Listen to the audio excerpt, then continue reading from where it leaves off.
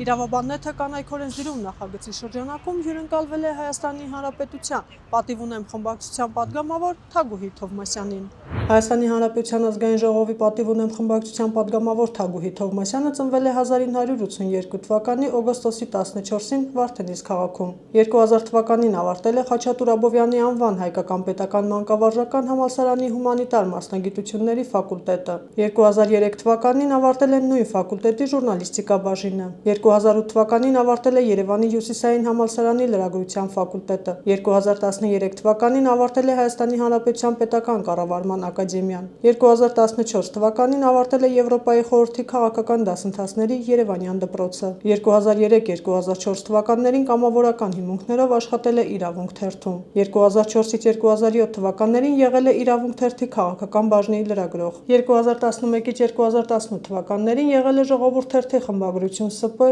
լրատվական հոլդինգի հիմնադիր ղեկավար։ 2018 թվականի դեկտեմբերի 9-ին ազգային ժողովի падգամավոր է ընտրվել Իմ քայլը կուսակցությունների դաշինքի թիվ 8 ընտրատարածքի տարածքային ընտրական ցուցակով։ 2021 թվականի հունիսի 20-ին ազգային ժողովի падգամավոր է ընտրվել պատիվ ունեմ կուսակցությունների դաշինքի համապետական ընտրական ցուցակով։ Բարև ձեզ Տիկին Թովմասյան, շնորհակալություն մեզ հյուրընկալելու համար։ Բարև ձեզ։ Տիկին Թովմասյան, ո՞րն էր ձեր հիմնական մոտիվացիան քաղաքականությամբ զբաղվելու համար եւ արդյոք այսօր նույն համոզմունքով եք շարունակում այդ ճանապարհը։ Նախ շնորհակալ եմ այս հնարավորության համար։ Ուզում եմ ասել, որ իմ մոտիվացիան երևի տենց համահայկական այդ բուրըն շրջանում առաջացավ հեղափոխական իրավիճակում եւ ես էլ լինելով մասնիկը 2018 թվականի այդ իրադարձությունների փորձեցի հետո ինչ որ բանով օգտակար լինել մեր երկրին եւ այն փորձը հմտությունները, որ տարիների ընթացքում ես կուտակել էի, փորձեցի ծառայեցնել մեր երկրին եւ լինելով նաեւ այն թիմի ներկայացուցիչների կողքին, ում հետ որ երկար տարիներ կռիվ էի տվել տարբեր անարդար երևույթների դեմ, բնականաբար երկընտրանքը քիչ էր։ Եվ շատ լավ հարց եք տալիս, արդյոք հիմա էլ եմ նույն ոճով շարունակում, բացարձակ։ Հիմա շատ հիասթափված եմ, շատ սրտնեղած եմ, որովհետև քաղաքական այն միջավայրը, որում այսօր մենք աշխատում ենք, գործունեություն ենք ծավալում, թույլ տվեք ասել, որ թունավոր ցեխի նման մի բան է, եւ նույնիսկ երբեմն ես կատակով ասում եմ, որ մենք խորհրդան ենք գալիս, մեզ հետ պետք է առանձին կաթ, մածուն, թարմ կաթնամթերք դնեն, որպեսզի այս տոքսիկ միջավայրում հնարավոր լինի դիմակայել։ Պարլամենտը դարձել է ուղղակի իրար վիրավորելու հարթակ։ Այստեղ բովանդակային քննարկումները հիմնականում խլեցվում են եւ տարբեր ձևակերպումներով փորձ է արվում տանել անձնական դաշտ եւ անձնական դաշտում ոչնչացնել մարդուն իսպառ, այսինքն միջև վերջ եւ խոսել քաղաքական դիսկուրսի մասին, խոսել քաղաքական բանավեճի մասին, այստեղ ուղղակի գոյություն չունի։ Այստեղ կա, թույլ տվեք ասել, փողոցային կռիվ։ Եվ այս իմաստով ես շատ հիասթափված եմ, որովհետև 8-րդ տարին է, որ ես падգամավոր եմ, եւ դրա կարելի ասել մոտ 2 տարին եղել եմ իշխանական խմբակցության падգամավոր, եւ չարաբաստիկ պատերազմից հետո շատ բան փոխվեց բոլորիս կյանքում եւ նաեւ իմ կյանքում ու իմ մտածումներում, եւ ես ունեցա շատ ծանր, զգացմունքային, երևի կարելի ասել հոգեբանական իմաստով նաեւ շատ ծանր զրույց Նիկոլ Փաշինյանի հետ, վերջին անգամ նոյեմբերի 16-ին, եւ ես դուրս եկա այդ խմբակցությունից, որովհետեւ այլևս անհնար էր մարդկանց հետ շարունակել ճանապարհ, ովքեր որ քո հայրենիքը համարում են, որ քո հայրենիքը չի։ Եվ ստացվում է, որ մենք այդ անցած տարիներին ինչի մասին մտածել ենք, երբ որ պատկերացրել ենք, որ Արցախը մեր հայրենիքն է, ես պատկերացրել եմ, որ Վարդենիսից այն կողմ հայրենիքը չի ավարտվում, այլ շարունակվում է քարվաճառով, այս մարդիկ ասում են, ոչ, դու սխալ պատկերացում ունես քո կյանքի, քո ապագայի եւ քո ներկայի մասին, այսինքն ես հասկացա, որ ես հայրենատեր մարդկանց հետ գործ չունեմ եւ այդ իմաստով այո ես իսկ բառ որոշեցի որ այլևս իրենց հետ պետք է գործ չունենալ։ Հիմա մենք գնում ենք շատ ուղիղ եւ հորիզոնական այն ճանապարհով, ինչպես մեզ մեր հարևան, բայց ոչ ամենևին բարեկամ Ադրբեջանի կամ Թուրքիայի ցանկություններն են։ Իսկ ես դրա համար չէի պայքարում։ Ես 2018 թվականին երբ որ փողոցում էի, ես դրա համար չէի պայքարում։ Ես պայքարում էի, որ մեր երկրում պիտի վերանար կոռուպցիան, հովանավորչությունը, պետք է վերանար մեր երկրում անարդարությունը, բայց դուք տեսնում եք, որ դրանց ուղղակի դերակատարներն են փոխվել։ Եթե նախկինում արտոնյալ պայմաններում ինչ որ գործարքներ էին իրականացնում, սկսած անձնական, ընտանեկան գործարքներից, ասենք Հայկ Կոնջորյանի բնակարանի սկանդալային պատմությունը։ Այդ ոնց է լինում, որ մենք ոչ մեկս չենք կարողանում 300,000 դրամով քառակուսի մետրը որևէ տուն գնել։ Չնայած որ իրենք շատ են խոսում իմ ունեցվածքի մասին։ Այդ ոնց եք բա դու գնում։ Հայկ Կոնջորյանը, իր մայրը, քույրը, բայց ոնց եք գնում։ Այսինքն մենք սրա համար էինք պայքարում, որ արտոնյալներ չլինեին։ Մենք պայքարում էինք, որ երկրի ունեցվածքը չփոշիանար, բայց անիֆի միջոցները,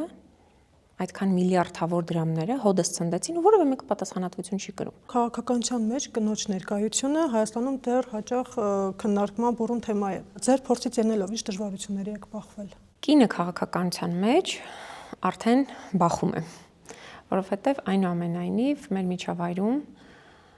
կնոջ լիդերությունը չեն ընդունում։ Եվ անընդհատ կա որոշակի թերահավատություն, դե լավ ինչ ղեկավար։ Հիմա որ խոսենք օրինակ ներքին գործերի նախարարին, դուք մի հատ նայեք ներքին գործերի նախարարի գործունեության նկատմամբ ինչպիսի թերահավատությամբ են խոսում մասնագիտական դաշտի ներկայացուցիչները, որը որ քեզ ընկճում է, թևաթափ է անում, այսինքն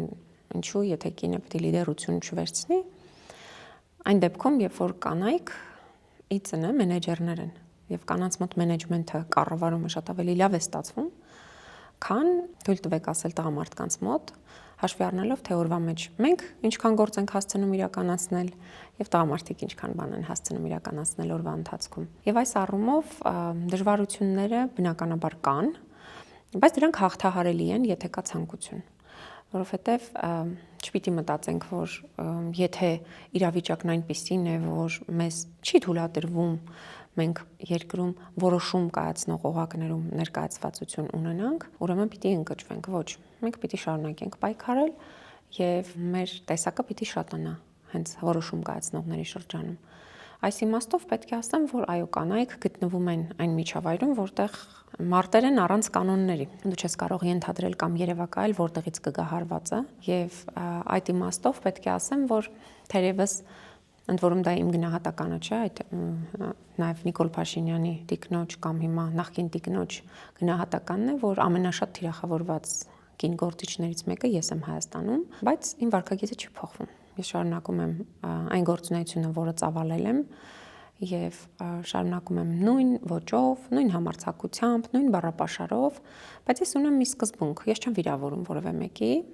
եւ չեմ էլ թույլ տալիս, որ ինձ վիրավորեն։ Եվ դրա համար ես կուզեմ, որ մեր քաղաքական մշակույթը այդ իմաստով փոխվի եւ վիրավորանքները փոխարինեն փաստարկներին։ Բայց ցավոք սրտի դեռ մենք շատ հեռու ենք այդ կատարյալ իրավիճակից։ Տիկին Թովմասյան, շատ հաճախ ընդդիմությունը հայտարարում է, որ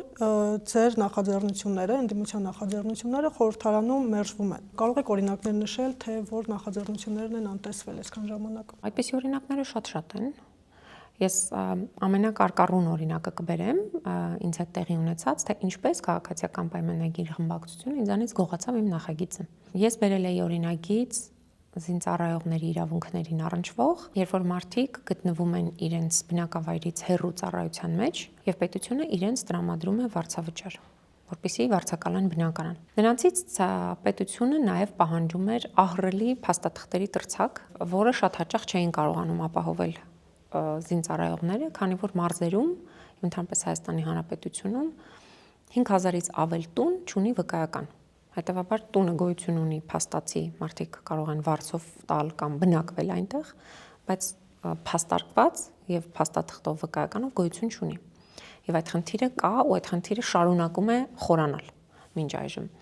Եվ որպեսզի այդ խնդրից ազատվեին, ինչ էին արել։ Պաշտպանության նախարարության մոտ 80 աշխատակիցների նկատմամբ հարուցվել էին վարույթներ, որ զինծառայողները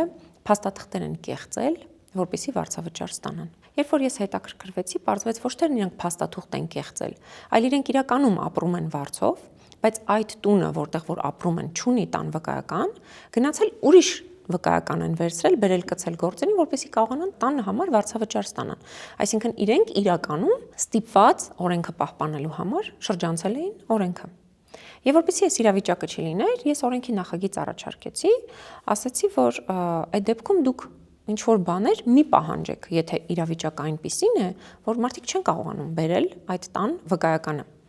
Եթե մյուս բոլոր պայմանները համապատասխանում են, հիմա պետք է գրել, որ տան վկայականը չկա, այսինքն որևէ կերպ հնարավորություն տալ մարդիկ փաստացի կարողանան իրենց ծառայությունը շարունակել իրենց բնակավայրից 50 կիլոմետր շարավղով հեռու։ Բոլորը համաձայնեցին, եւ Պաշտպանության նախարարությունը, եւ Ֆինանսների նախարարությունը, երբ որ ես քննարկում կազմակերպեցի, բոլորը մի մարդու նման ասացին, որ դա հրաշալի նախագիծ է, վերջ այդ 80 զինվորականների վրայից այդ քրեական գործը կթոթափվի, որովհետեւ միլիոնավոր դրամների հետգանձումներ էին պահանջում զինվորականներից։ Եկավ մտավ լիագումար նիստերի օրակարգ ու խմբակցությունը քաղաքացիական պայմանագիր, ինչքան ուժ ուներ հարձակվեցին իմ վրա,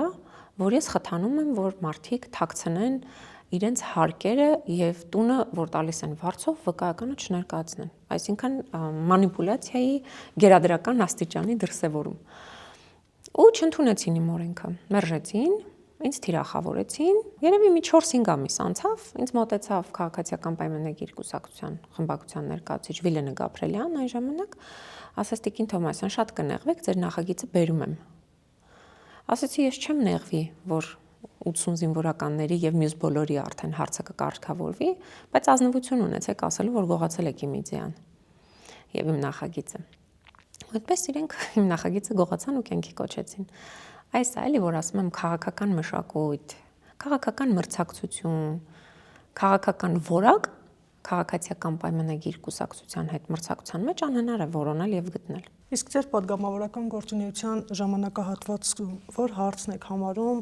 ամենակարևորը, որը դեռ լուծում չի ստացել։ Այդպիսի հարցերը շատ են եւ այդ հարցերից մեկը վերջերս ես բարձրաձայնեցի հանձնաժողովի նախագահի քննարկման ժամանակ, հանձնաժողովի նախագահի ընտրության ես 7 տարի խոսում եմ Վարդենիսի հիվանդանոցի մասին։ Վարդենիսի հիվանդանոցը փուլ է գալիս մարդկանց գլխին։ Չունենք բժիշկներ, չունենք տեխնիկա, այն որ յոլա տանելու մակարդակի ինչ որ հաստատություն կա, որ հրատապ իրավիճակում կարողանում է մարդկանց որոշակի բուժօգնություն ցուցաբերել, այն էլ այնտեղ գործող եզակի բարեխիղճ բժիշկների շնորհիվ, որ ասես որպես ինստիտուտ գոյություն ունի այդ հիվանդանոցը, դա ուղղակի մեղք կլինի։ Էլ չասեմ մանկական բաժանմունք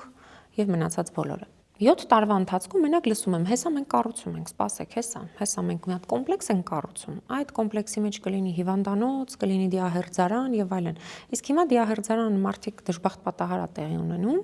իրենց դիակը վերցնում գնում են Մարտունի 70-80 կիլոմետր, կարող է օրերով հերթ սպասեն, որովհետեւ այդ մի դիահերձարանն ամբողջ տարածաշրջանը սպասարկում եւ այդ հերթի ժամանակ, ես դե պատկերացեք էլի, ինչ իրավիճակ է, դու դիակի հետ սպասում ես հերթին։ Մինչև դիահերձում իրականացվի, արդեն քո միջոցներով հետ ես տանում ահռելի ծախսեր, նյարդային, հոգեբանական ծանր իրավիճակ, ու այս վիճակում ասում են, հա դե համբերեք էլի, որ ասացիք ամենակարևոր, իմ համար իհարկե կարևոր խնդիրները շատ են, որտեղ մենք չունենք միջհամայնքային տրանսպորտ, որի մասին եւս 8 տարի բարձրաձայնում եմ։ Այդպես էլ այդ հարցը չի լուծվում։ Ամեն անգամ մի պատճառ բռնում են։ Մրցույթի մասնակցող ընկերություն չկա, ընկերությունը գալիս են եկամուտով չեն աշխատում, բայց դրանք քաղաքացուն չեն հետաքրքրում։ Դուք խոստացել եք, որ պիտի անեք ու չեք անում։ Մեր Սևանի շաքարի գործանից չկա։ Ասում էր, հեսա բացում ենք։ Ու այսպես 15 ջրամբար էին խոստանում, որ պետք է բացեն, գոնե մեկը չեն բացել։ 15 ջրամբարից մենք ունենք լրջագույն ջրային ռեսուրսների կառավարման խնդիր, որտեղ 70-80% մեր ջրային ռեսուրսները ուղղակի ճանապարհին կորում են, խողովակով դուրս են գալիս ու տեղ չեն հասնում։ Հայաստանի քաղաքացիները հիմնականում բողոքում են մի շարք սոցիալական խնդիրներից, դրանց շարքում են աշխատավարձերը, արտագաղթը, ինչպես նաև գների աճը։ Ձեր կարծիքով, ինչու մինչ այսօր այս հարցերում համակարգային փոփոխություններ տեղի չեն ունեցել։ Գիտեք, տեղի չեն ունենում, որովհետև Նիկոլ Փաշինյանը տվել է բանաձև, որ աղքատությունը ձեր գլխում է։ Հետևաբար մարդն է մեղավոր, ինքը ինչու չի կարողանում հաջողել։ Ինքը գցել է այդ պատասխանատվությունը քաղաքացու վրա, եւ քաղաքացին իր պատասխանատվության հետ այսօր մնացել է միայնակ։ Հետաքրքիր իրավիճակ ունենք Հայաստանում։ Բոլորը աշխատում են, բայց մի կերպ են ապրում։ Բայց այդ նույն քաղաքացին, որ գնում է արտերկիր, աշխատում եւ նորմալ կարողանում է ապրել։ Այս բանաձևը, այդ բանալին չեն կարողանում գտնել, ցավոք սրտի, ոչ մի իշխանություն։ Ու այս առումով պետք է արձանագրել, որ հետհեղափոխական Հայաստանում էլ մենք չունեցանք դրա մասով որոշակի դրական տեղաշարժ։ Փաստացի ստացվում է, որ Հայաստանում կան աշխատողներ, որոնք շարունակում են աշխատել, բայց աղքատ մնալ, բայց կան պետական պաշտոնյաներ, որ աշխատում են եւ հարստանում են թռիչքաձև։ Մարդիկ 4-5 տարվա ընթացքում կուտակել են այնքան ունեցվածք, որ սովորական քաղաքացին իր ամբողջ կյանքում չի կարողանա կուտակի։ Այս սոցիալական անարդարությունը այստեղ պիտի փնտրել։ Ձեր կարծիքով այսօր Հայաստանի հասարակության ամենացավոտ սոցիալական խնդիրը ո՞րն է, որի լուծումը պետք է լինի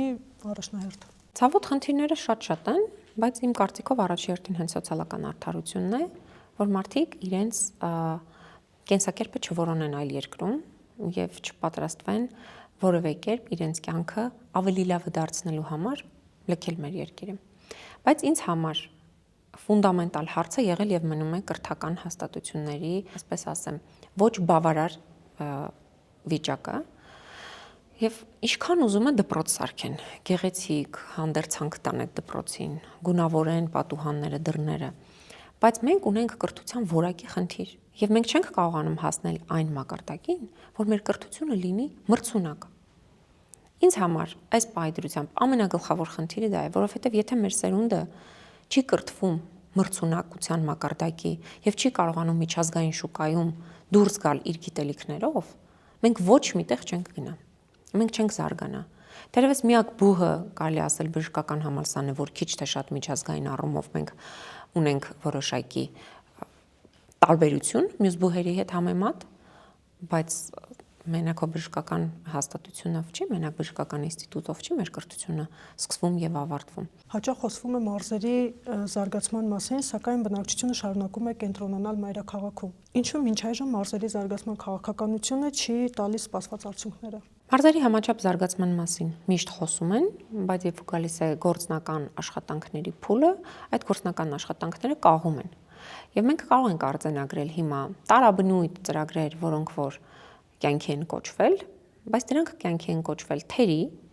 որի արդյունքում մենք չունենք մարզերի համաչափ զարգացում։ Ես մի տխուր բան պետք է ասեմ, ես Վարդենիսում որ ծնվել, մեծացել եմ, դպրոց եմ գնացել, այսինքն իմ կյանքի լավագույն տարիները անցել են այնտեղ։ Գիտեք, իմ դպրոցական ընկերների, մեր հարևանների, իմ ճանաչած բարեկամների մեծ մասը այլ այնտեղ չեն ապրում։ Ու սա է խնդիրը, որովհետև մարդիկ չկարողացան իրենց գտնել։ Այստեղ է, որ մարզերի համաչափ զարգացումը պիտի փաստացի մենք տեսնենք։ Օրինակ մեր համար որպես դպրոցական երեխաներ այն ժամանակ երազանք էր, որ մենք ունենայինք լողավազան, կարողանայինք գնալ լողի։ Բայց հիմա էլ անույն խնդիրը։ Ես ավարտել եմ երևի, չգիտեմ, 20 քանի տարի դպրոցը, բայց նույն խնդիրը հիմա կա։ Կամ մենք երազում էինք, որ ունենանք, չգիտեմ, սպորտային այնպիսի համալիր, որտեղ հնարավորություն լիներ մտնել, մարզվել, դուրս գալ, բայց մեր սպորտային դահլիճները խայտառակ վիճակում են։ Չասեմ էլ ժամանցի մասին, որ ուղղակի գոյություն չունի։ Այսինքն, այս ընթացքում ես կարող եմ արձանագրել ոչ թե տեղի է ունեցել մարզերի համաչափ զարգացում եւ ես օրինակ իմ ծննդավայր Վարդենիսում տեսնում եմ առաջընթաց, ընդհակառակը ես տեսնում եմ հետընթաց։ Տիկին Թովմասյան, շնորհակալություն զրույցի համար։ Ես էլ եմ շնորհակալ։